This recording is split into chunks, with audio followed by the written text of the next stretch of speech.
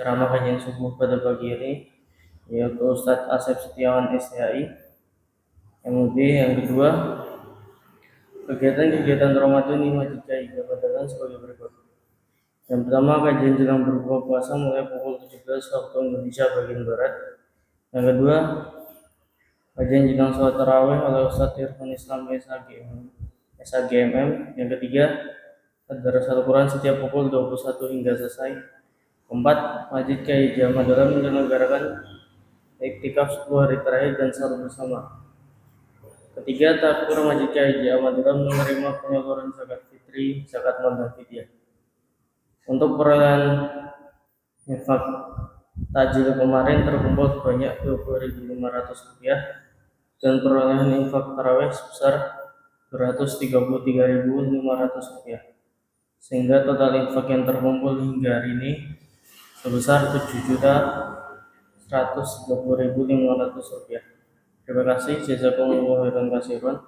Untuk memulai kajian subuh ini, mari kita mulai dengan membaca basmalah. Bismillahirrahmanirrahim. Kepada Ustadz Asep Setiawan dipersilakan. Assalamualaikum warahmatullahi wabarakatuh.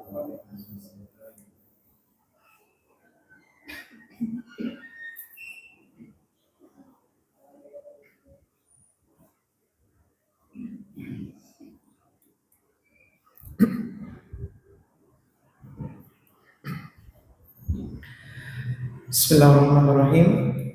Assalamualaikum warahmatullahi wabarakatuh. Alhamdulillahilladzi hadana lihada wa ma kunna linahtadiya laula an hadana Allah. Asyhadu an la ilaha illallah wahdahu la syarika lahu wa asyhadu anna Muhammadan 'abduhu wa rasuluh. Rabbi shrah li sadri wa yassir li amri wahlul 'uqdatam min lisani yafqahu qawli, amma ba'd. Ibu-ibu, bapak-bapak, hadirin wal hadirat sekalian, ma'asyiral muslimin, jamaah salat subuh Masjid Kiai Ahmad Dahlan yang mudah-mudahan kita senantiasa dirahmati dan dimuliakan oleh Allah Subhanahu wa taala. Amin. Alhamdulillah, yang pertama tentunya kita senantiasa bersyukur kepada Allah Subhanahu wa taala atas limpahan nikmat yang begitu banyak, terutama nikmat iman dan Islam dan juga nikmat kesehatan dan kesempatan, sehingga pada kesempatan pagi hari ini Insya Allah tidak terasa Bapak Ibu, kita sudah memasuki hari yang ke-20 dari bulan suci Ramadan. Mudah-mudahan sehat-sehat selalu Bapak Ibu, sehingga bisa maksimal dalam beribadah dan mudah-mudahan seluruh amal ibadah kita diterima oleh Allah dan mendapatkan pahala yang berlipat ganda. Amin amin ya rabbal alamin. Salawat beriring salam semoga tetap tercurah limpahkan keharibaan Nabi besar kita Nabi Muhammad sallallahu alaihi wasallam, kepada keluarga beliau, para sahabatnya, tabi'in, tabi'ut tabi'in, dan harapannya kepada kita sekalian para pengikutnya yang insya Allah senantiasa setia istiqomah menjalankan sunnah-sunnah beliau. Mudah-mudahan kita termasuk di antara umat Rasulullah yang mendapatkan syafaat beliau di yaumil akhir kelak. Amin amin ya rabbal alamin. Bapak Ibu ingkang kula hormati rahimakumullah, sebagaimana yang kita pahami bersama bahwa bulan Ramadan merupakan bulan yang memiliki banyak nama ataupun julukan. Kita kenal Ramadan dengan Syahrus Syam, yakni bulan puasa. Kemudian Ramadan dikenal dengan Syahrul Qiyam, bulan di mana di malam harinya kita melakukan Qiyam Ramadan ataupun sholat tarawih. Ramadan juga dikenal dengan Syahrul Shadaqah, Syahrul Mubarak, Syahrul Rahmah, Syahrul Maghfirah, dan beberapa nama yang lainnya.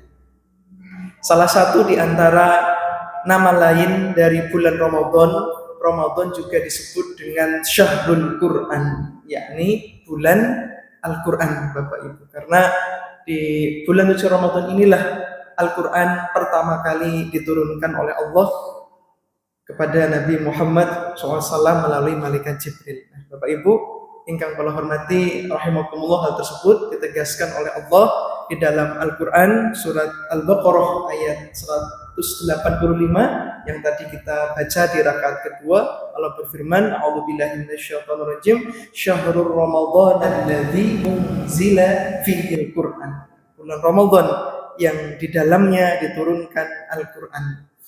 Bapak Ibu yang kula hormati rahimakumullah, Al-Quran selain sebagai sumber utama ajaran agama Islam, oleh para ulama diterangkan pula bahwa Al-Quran juga merupakan sumber keutamaan ataupun sumber kemuliaan. Oleh Syekh Mansur As-Salimi, beliau berkata, kullu syai'in yartabitu bil Quran yusbihu adiman. Kata beliau bahwasanya segala sesuatu yang dikaitkan ataupun yang berhubungan dengan Al-Quran, maka semua itu akan menjadi agung. Apa yang dikaitkan dan berhubungan dengan Al-Quran semuanya akan menjadi mulia dan besar.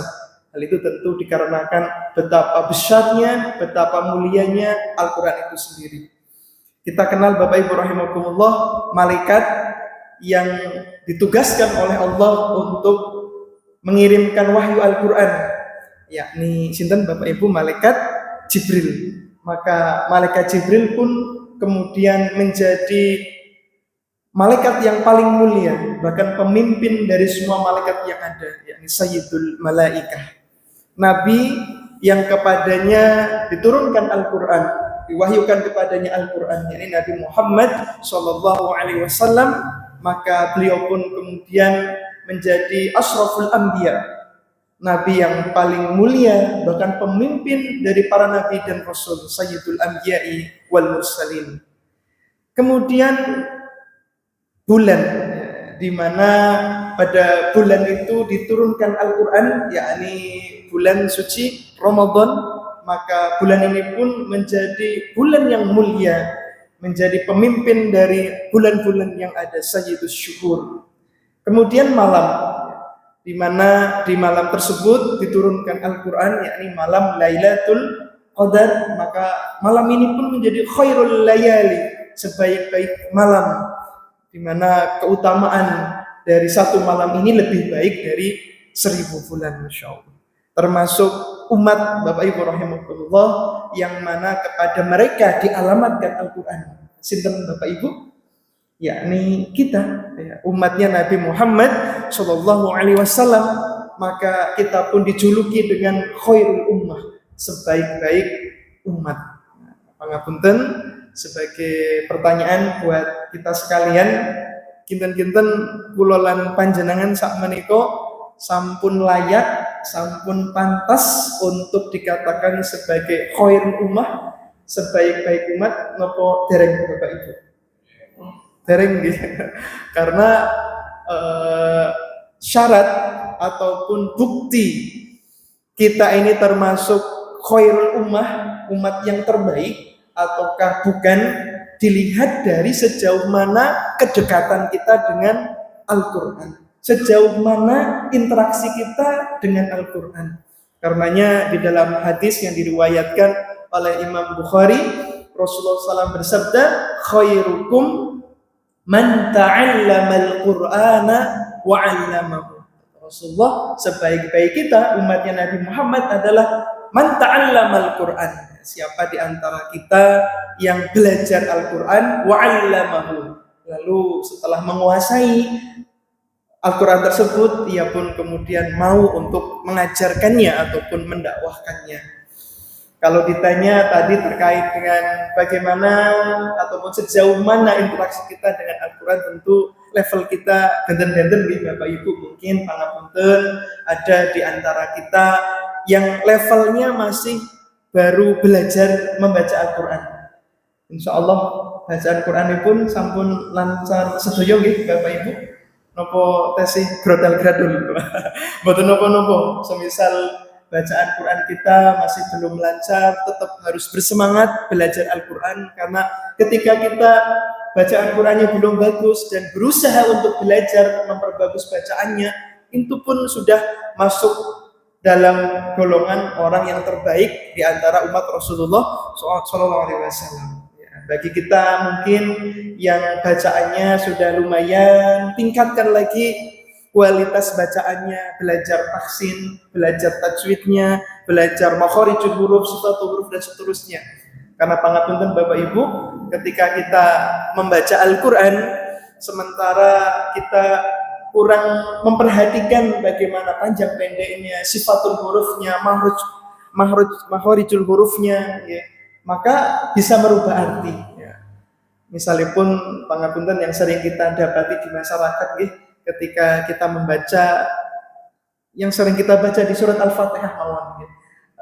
Di ayat yang pertama alhamdulillahi rabbil alamin, huruf a, ya, bukan di wasatul halq, di tengah tenggorokan. Terkadang ada yang sering membaca itu alhamdulillahi rabbil alamin, ya. Antara alamin sama alamin itu udah beda arti. Kalau alhamdulillahi rabbil alamin, segala puji bagi Allah Tuhan semesta alam. Nah, tetapi kalau kita kepleset bacanya alamin, segala puji bagi Allah Tuhan orang-orang yang sakit. Jadi kalau alamin alam semesta, alamin orang-orang sakit. Masya Allah. Ini dari bacaan saja kalau kita salah makhrajnya sudah berbeda. Termasuk misalkan ketika imam membaca ghairil maghdubi alaihim waladdallin. Pripun Bapak Ibu? Amin. Nah, terkadang dari belakang itu terdengar bukan amin tapi amin gitu. Nah, kalau amin, ya Allah istajib doa'ana, artinya kita memohon kepada Allah agar Allah mengijabahi doa kita. Tapi kalau kita kepleset bukan amin tapi hamin, itu sudah berubah artinya. Kalau hamin artinya adalah kendang. Masya Allah. Ini tentu sedikit contoh bagaimana kita harus menyadari sudah sejauh mana level ataupun kualitas dari bacaan Quran kita dan harus kita tingkatkan. Karena Allah berfirman dalam Quran surat Al-Muzammil ayat 4 yang berbunyi warattilil Qur'ana tartila. Kita diperintahkan oleh Allah untuk membaca Al-Quran secara tartil, pelan-pelan, perlahan-lahan, tidak terburu-buru, tidak tergesa-gesa, memperhatikan panjang pendeknya, kemudian makhorijul hurufnya, tajwidnya, dan seterusnya. Nah, mudah-mudahan Bapak Ibu sekalian rahimakumullah, kita betul-betul bisa terus meningkatkan interaksi kita dengan Al-Quran. Yang sudah bisa membaca, istiqomah dalam membacanya, tingkatkan lagi untuk mentadaburinya. Setelah kita memahami mentadaburi ayat Al-Quran, dan kita berusaha untuk mengamalkan dalam kehidupan kita sehari-hari. Maka Bapak Ibu, sedikit apa yang bisa saya sampaikan. Kirang langkung punyuwun pangapunten. Nasrun minallah fatun qarib wa basyiril mu'minin. Assalamualaikum warahmatullahi wabarakatuh.